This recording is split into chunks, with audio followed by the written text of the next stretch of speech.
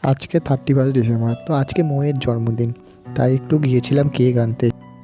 তো এই কেকটা পছন্দ হলো, তো এই কেকটা নিয়ে নিলাম। বার্থডে স্যাশে স্পার্কেল নেওয়ার জন্য আরেকটা কেকের দোকান থেকে এগুলো নিয়ে নিলাম। মৌ বললো, আমি তো তোমাকে শুধু কেক আনতে বলেছিলাম, এত কিছু আনলে কেন? আর এদিকে পোলাও রান্না হচ্ছিল, রাতে পোলাও আর চিকেন কষা হয়েছিল। আর এদিকে ডেকোরেশন কমপ্লিট, দেখতে পাচ্ছ। কেমন হয়েছে কমেন্টে অবশ্যই জানিও। আর আমাদের বার্থডে কাল রেডি। এখানে ফোনে কথা বলছিল, মাসি ফোন করেছিল তাই জন্য।